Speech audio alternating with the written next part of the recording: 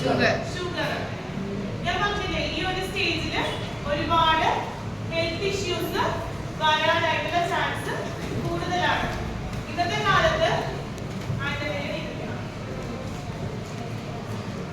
കാലത്ത് ഡയബറ്റിസ് വളരെ കോമൺ ആയിട്ടൊരു ഹെൽത്ത് കണ്ടീഷനാണ്. ഡയബറ്റിസ് ഡിസീസ് ആണോ? അതൊരു ക്രോണിക് കണ്ടീഷനാണ്. അതൊരിക്കലും വന്നു കഴിഞ്ഞാൽ നമുക്കത് പൂർണ്ണമായിട്ടും നമ്മുടെ ജീവിതത്തിൽ കളയാൻ സാധിക്കില്ല. പക്ഷെ നമുക്കത് മാനേജ് ചെയ്ത് കൺട്രോൾ ചെയ്ത് വലിയ ബുദ്ധിമുട്ടില്ലാത്ത രീതിയിൽ നമുക്കതിനെ വെക്കാൻ സാധിക്കും. അതൊരു ക്രോണിക് കണ്ടീഷനാണ്. ഇതെന്താ?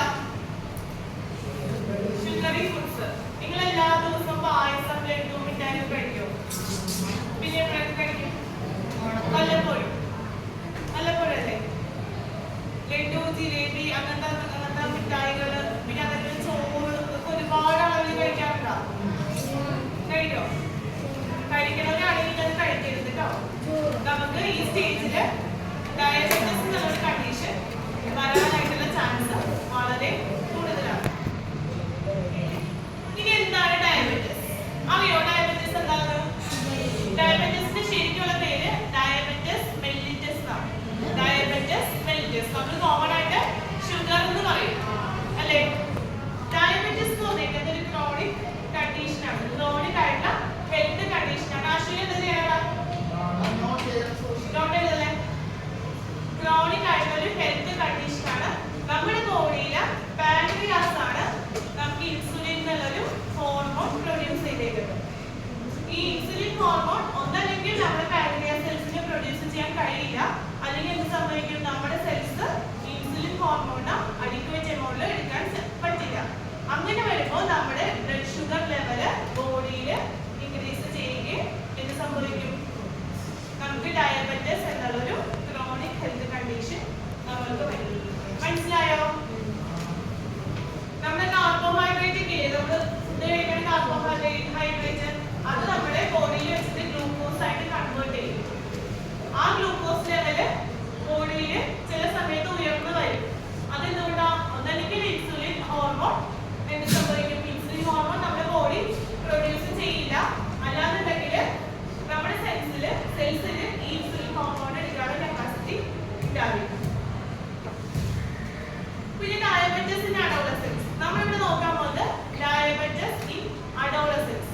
അഡോളസൻസ് സ്റ്റേജിൽ, അതായത് 10 മുതൽ 19 വയസ്സുള്ള കുട്ടികളിൽ ഡയബറ്റിസ് വരാനുള്ള ചാൻസ് വളരെ അധികം കൂടി കണ്ടുവരുന്നു ഇന്നത്തെ കാലഘട്ടത്തിൽ. അതിന് ഒരുപാട് റീസൺസ് ഉണ്ട്. അതെന്തൊക്കെയാണ് നമ്മൾ നോക്കാൻ പോകുന്നത്. അപ്പൊ ഈ അഡോളസൻസ് സ്റ്റേജിൽ നമുക്കൊരു ഡയബറ്റിസ് വന്നു കഴിഞ്ഞാൽ, ക്രോണിക് ഹെൽത്ത് കണ്ടീഷൻ വന്നു കഴിഞ്ഞാൽ അതൊരുപാട് നിങ്ങളുടെ വളർച്ചയിലേക്ക് ഒരുപാട് ബാധിക്കും. ഈ ഒരു സ്റ്റേജിൽ നോക്കേണ്ടത് നിങ്ങളുടെ ബുദ്ധിപരമായിട്ടും ഫിസിക്കലിയും അതേപോലെ തന്നെ റീപ്രൊഡക്റ്റീവ് ഹെൽത്ത് എല്ലാം നല്ല പീക്ക് സ്റ്റേജിൽ വളർന്നു വന്നുകൊണ്ടിരിക്കുന്ന സമയമാണ്.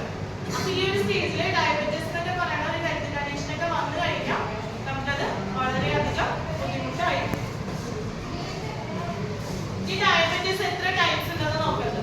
ഡയബറ്റിസ് മെയിൻലി 2 ടൈപ്സ് ഉള്ളത്. ഒന്ന് ടൈപ്പ് 1 ഡയബറ്റിസും പിന്നൊന്ന് ടൈപ്പ് 2 ഡയബറ്റിസ്. കേട്ടിട്ടുണ്ടോ? ടൈപ്പ് 1 ടൈപ്പ് 2 എന്നുള്ളത്. ടൈപ്പ് 1 ഡയബറ്റിസ് എന്താണെന്ന് നോക്കുന്നത്. ടൈപ്പ് 1 ഡയബറ്റിസ് വന്നു കഴിഞ്ഞാൽ അത് കൂടുതലും ഒന്നല്ലെങ്കിൽ ജനിക്കുമ്പോൾ വരാം. കുഞ്ഞി പിള്ളേർക്ക് ന്യൂ ബോൺസിന് ജനിക്കുമ്പോൾ വരാം. അശ്വിനെ നോട്ട് ചെയ്തല്ലേ? ഒന്നല്ലെങ്കിൽ ചെറിയ കുട്ടികൾക്ക് ജന്മനാൽ ലഭിക്കാം. അല്ലാന്നുണ്ടെങ്കിൽ അവര് വളർന്ന ഒരു അഡോളസൻസ് സ്റ്റേജിൽ എത്തുമ്പോൾ സംഭവിക്കാം.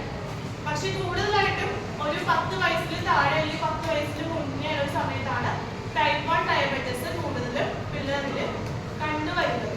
ടൈപ്പ് 1 ഡയബറ്റിസിന് എന്താ സംഭവിക്കുന്നത് വെച്ചാൽ അതൊരു ഓട്ടോ ഇമ്മ്യൂൺ ഡിസീസ് ആണ്. എന്താണ്?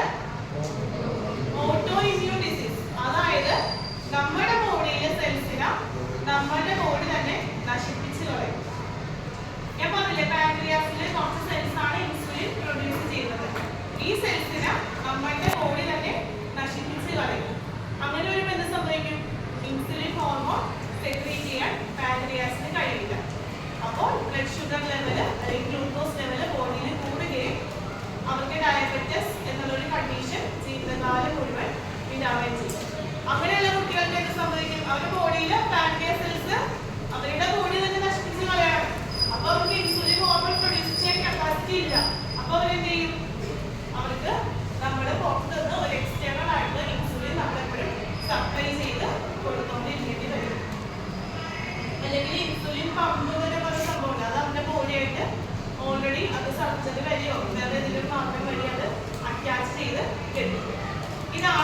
1 ഡിസീസ്, ടൈപ്പ് 1 ഡയബറ്റിസ്. അതൊരിക്കലും മാറില്ല, അത് കൂടുതൽ ഇൻസുലിൻ ഹോർമോൺ പ്രൊഡ്യൂസ് ചെയ്യില്ല. ഇനി അടുത്തത് ടൈപ്പ് 2 ഡിസീസ് ആണ്, ടൈപ്പ് 2 ഡയബറ്റിസ്. എന്താണ് ടൈപ്പ് 2 ഡയബറ്റിസ്? ആണ് നമ്മൾക്ക് അറിയാവുന്ന ആൾക്കാർക്കെല്ലാം അഡൽറ്റിനല്ല കണ്ടുവരുന്ന കോമൺ ആയിട്ടുള്ള ഡയബറ്റിസ് ആണ് ടൈപ്പ് 2 ഡയബറ്റിസ്.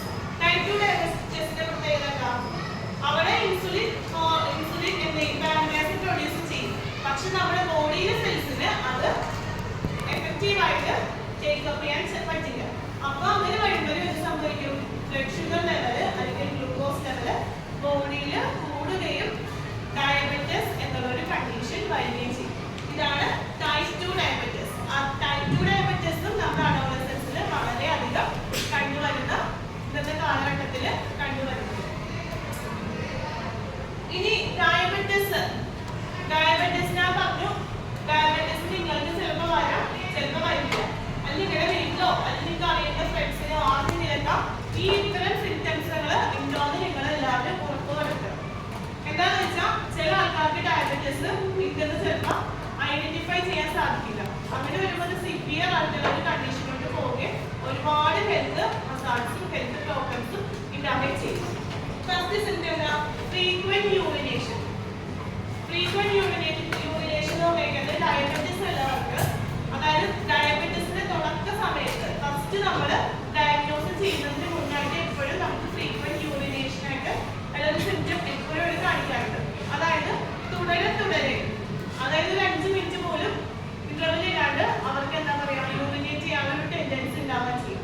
അതാണ് ഫ്രീക്വന്റ് യൂറിനേഷൻ.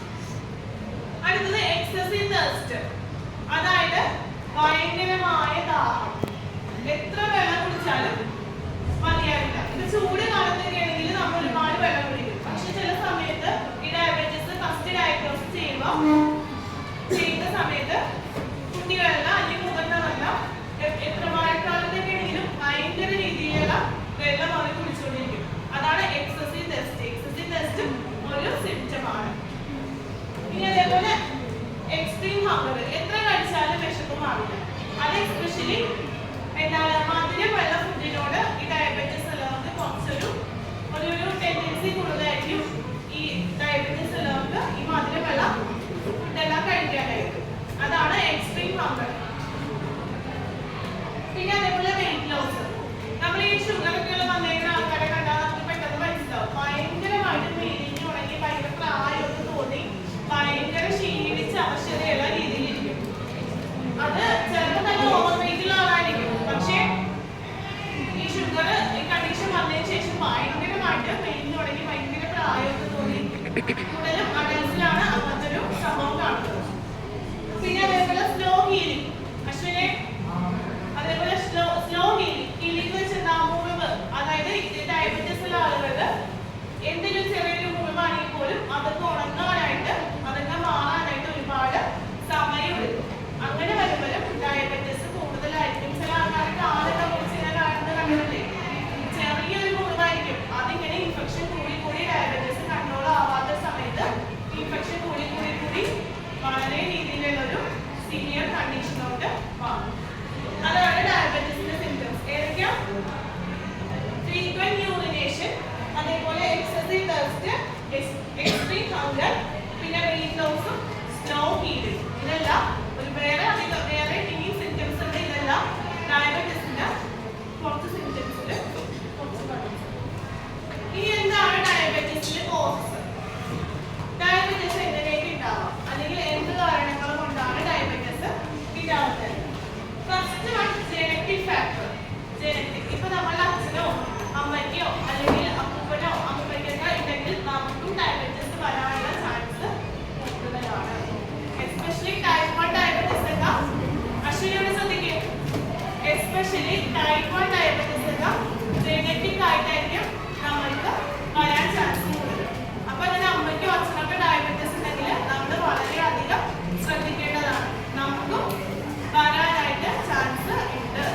ഒരിക്കലും ചാൻസ് ഇല്ലെന്നല്ല, വരുന്നല്ല, പക്ഷെ ഡയബറ്റിസ് വരാനുള്ള ചാൻസ് ഉണ്ട്. അപ്പൊ അതുകൊണ്ട് വേണം നമ്മൾ നമ്മുടെ ഡയറ്റും ഫിസിക്കൽ ആക്ടിവിറ്റി എല്ലാം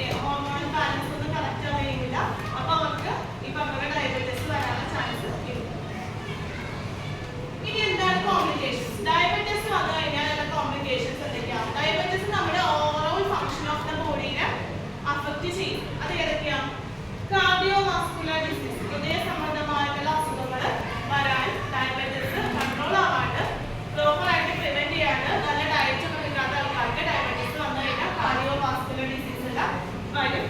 അത് പെട്ടെന്ന് വരുന്നല്ല, ചിലപ്പോൾ ഒരുപാട് വർഷങ്ങൾ കഴിഞ്ഞിട്ട് അവർക്ക് ഈ ഹൃദയ സംബന്ധമായിട്ടുള്ളത് അല്ലെങ്കിൽ എന്താ ഹാർട്ട് അറ്റാക്സ് അങ്ങനത്തെ അസുഖങ്ങളെല്ലാം ഡയബറ്റീസ് പ്രോപ്പറായിട്ട് മാനേജ് ചെയ്തില്ലെങ്കിൽ വരാൻ സാധിക്കും. അതേപോലെ നെർവ് ഡാമേജ്, പിന്നെ അതേപോലെ കിഡ്നി ഡാമേജ്, പിന്നെ കാഴ്ച പോവും, ഐ ഡാമേജ്, പിന്നെ അതേപോലെ ഫുഡ് ഡാമേജ്, ഫുഡ് അൾസേഴ്സ് എന്നൊക്കെ കേട്ടിട്ടുണ്ടോ? അവർ കാലെല്ലാം ഇങ്ങനെ എപ്പോഴും ഇങ്ങനെ പൊട്ടി ഒരു ഇതായിട്ടിരിക്കും. അതാണ് ഫുഡ് ഡാമേജ്, ഫുഡ് അൾസേഴ്സ് എന്നൊക്കെ പറയുന്നത്. ഇനി എങ്ങനെയാണ് നമുക്ക് മാനേജ് ചെയ്യാൻ പറ്റുക? ഡയബറ്റീസിന് ആരോടെയും ശ്രദ്ധിക്കും. ഡയബറ്റീസിന് എങ്ങനെയെല്ലാം നമുക്ക് മാനേജ് ചെയ്യാൻ സാധിക്കും? ഡയബറ്റീസ് വന്നുപോയി കഴിഞ്ഞാൽ നമുക്കതിനെ അതൊരിക്കലും മാറില്ല നമ്മുടെ ലൈഫിൽ. നമ്മളത് പ്രോപ്പറായിട്ട് മാനേജ് ചെയ്ത് കൺട്രോൾ ചെയ്ത് പോയി കഴിഞ്ഞാൽ നമുക്ക് സാധാരണ ഒരു ലൈഫ് സ്റ്റൈൽ കിട്ടും. പക്ഷെ നമ്മളത് മൈൻഡ് ചെയ്യാണ്ട് നമ്മളൊരു സെഡന്ററി ലൈഫ് സ്റ്റൈൽ, അതേപോലെ തന്നെ പ്രോസസ്ഡ് ഫുഡ്സ്, ഷുഗറി ഫുഡ്സ് ഒക്കെ കഴിച്ചു കഴിഞ്ഞാൽ നമുക്ക് വളരെയധികം ദോഷം ചെയ്യും. നേരത്തെ പറഞ്ഞ complications, cardiovascular disease, kidney damage, I damage, ഇതെല്ലാം നമുക്ക് പെട്ടെന്ന് വരികയും ചെയ്യും. ഫസ്റ്റ് എന്താ ചെയ്യുന്നത്? റെഗുലർ ആയിട്ട് ചെക്കപ്പ്. നമ്മൾ ഡയബറ്റീസ് ഉണ്ടെങ്കിൽ നമ്മൾ മാസത്തിൽ ഒരിക്കലെങ്കിലും രാവിലെ പോയിട്ട് നമ്മൾ റെഗുലർ ആയിട്ട് ചെക്ക് ചെയ്യണം. നമ്മുടെ ബ്ലഡ് ഷുഗർ ലെവൽ അത് പല രീതിയിലുണ്ട്. HbA1c എന്നൊക്കെ പറയുന്ന ടെസ്റ്റുകളുണ്ട്, കേട്ടിട്ടുണ്ടോ? 3 മാസത്തെ ഡയബറ്റീസിന്റെ അളവ്, ബ്ലഡ് ഷുഗർ ലെവല് നമുക്ക് അറിയാൻ സാധിക്കും ആ ഒരു ടെസ്റ്റിലൂടെ. അങ്ങനത്തെ ടെസ്റ്റൊക്കെ ഇടയ്ക്കിടയ്ക്ക് ഈ ഡയബറ്റീസ് ഉള്ള ആൾക്കാരെ ചെയ്യുന്നത് വളരെ നന്നായിരിക്കും. പിന്നെ റെഗുലർ മെഡിക്കേഷൻസ്, ഡോക്ടർ പ്രിസ്ക്രൈബ് ചെയ്ത മെഡിസിൻസ് എല്ലാം കറക്റ്റ് ഫോളോ അപ്പ് ചെയ്ത് കൊണ്ടുപോകാം. അതേപോലെ പ്രോപ്പർ ഡയറ്റ്, നേരത്തെ പറഞ്ഞ പോലെ ഷുഗറി ഫുഡ്സ് എല്ലാം മാക്സിമം അവോയ്ഡ് ചെയ്ത് നല്ല നല്ല ഇലക്കറികൾ, അതേപോലെ തന്നെ വെജിറ്റബിൾസ്, പ്രോട്ടീൻസ് എല്ലാം ഉൾപ്പെടുത്തിയ ഡയറ്റ് നമ്മൾ കഴിക്കുക. പിന്നെ ഫിസിക്കൽ ആക്ടിവിറ്റി, നമ്മൾ എല്ലാ ദിവസവും എന്തെങ്കിലും ഫിസിക്കൽ ആക്ടിവിറ്റി ചെയ്യാം. ഒന്നല്ലെങ്കിൽ വല്ല ഫുട്ബോൾ കളിക്കാം, ഷട്ടിൽ കളിക്കാം, അല്ലെങ്കിൽ നടക്കാൻ പോവാം, അല്ലെങ്കിൽ ജിമ്മിൽ പോവാം. അങ്ങനെയല്ല പല പല സൈക്കിൾ ഔട്ടാം, ഇതെല്ലാം ഫിസിക്കൽ ആക്ടിവിറ്റിയിൽ വരും. നമ്മുടെ ഡയബറ്റീസിലെ ആളുകൾ ഫിസിക്കൽ ആക്ടിവിറ്റി നല്ല രീതിയിൽ ചെയ്തു കഴിഞ്ഞാൽ ഡയബറ്റീസ് നല്ല രീതിയിൽ കൺട്രോൾ ചെയ്യാം. നല്ല പ്രോപ്പറായിട്ടുള്ള ഒരു ലൈഫ് സ്റ്റൈല് കൊണ്ടുപോകാനായിട്ട് സാധിക്കും. ഒരു ഡയബറ്റീസ് വരാതിരിക്കാൻ ശ്രമിക്കാം, പ്രിവെന്റ് ചെയ്യാം. ഇനി വന്നു കഴിഞ്ഞാൽ നമ്മൾ അതിനെ പ്രോപ്പറായിട്ടുള്ള രീതിയിൽ മാനേജ് ചെയ്ത് മുന്നോട്ട് പോകാം. പിന്നെ ഗ്ലൂക്കോമീറ്റർ ഉണ്ടല്ലോ,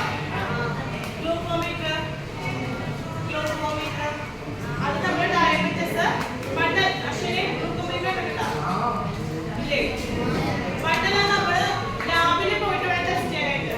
ബ്ലഡ് സിറിഞ്ചിൽ കൂടി നീഡിൽ വഴി എടുത്ത് അങ്ങനെയാണ് ടെസ്റ്റ് ചെയ്തുകൊണ്ട് വെച്ചത്. പക്ഷെ ഇപ്പൊ നമുക്ക് വീട്ടിൽ വെച്ച് തന്നെ ഗ്ലൂക്കോമീറ്ററിന്റെ സഹായത്തോടെ നമുക്ക് എന്താ ബ്ലഡ് ഷുഗർ ലെവല് ആർക്ക് വേണമെങ്കിലും എപ്പോൾ വേണമെങ്കിലും ചെക്ക് ചെയ്യാനായിട്ട് സാധിക്കും. ഇതാണ് ഡയബറ്റീസിനെ കുറിച്ച് പറയാനുള്ളത്. ഡയബറ്റീസ് മനസ്സിലായോ? അപ്പൊ അഡോളസെന്റ് സ്റ്റേജില് നമുക്ക് ഡയബറ്റീസ് എന്നൊരു കണ്ടീഷൻ വരാനായിട്ട് ചാൻസ് ഉണ്ട്. വരുന്നല്ല, വരാനായി ചാൻസ് ഉണ്ട്. അപ്പൊ നമ്മൾ പ്രിവെന്റ് ചെയ്യുക മാക്സിമം.